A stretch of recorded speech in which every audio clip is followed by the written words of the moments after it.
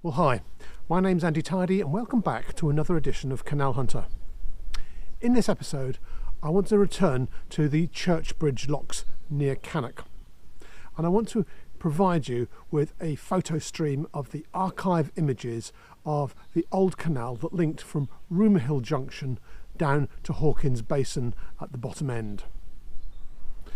Now, when I started looking for these abandoned canals, my aim was to try and track down the old routes.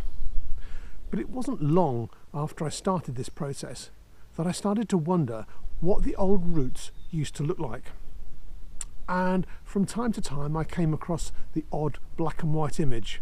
And I started to wonder if it would be possible to put a set of these images together and to try to recreate what these abandoned canals actually looked like when they were operating. Now, this was 10 years ago and I was just finding the odd image here and there in history books.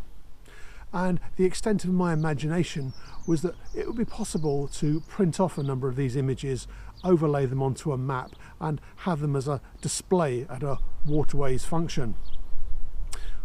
Well, of course, technology has moved on and it's now possible to integrate these images into a constant video and publish it on YouTube, which obviously is what I'm doing.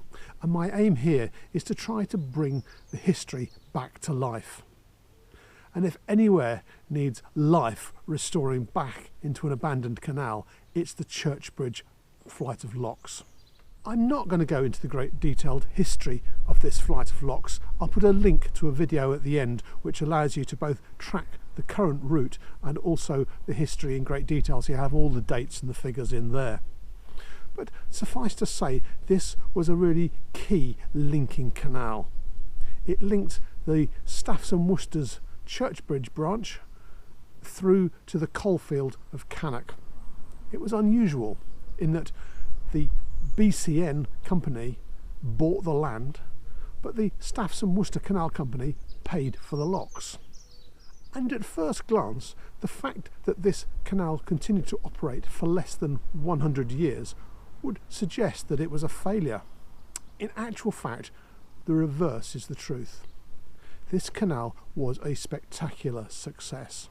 From the Staffs and Worcesters' perspective, they wanted to get access to this huge coalfield near Cannock, and for that they needed a linking canal into it.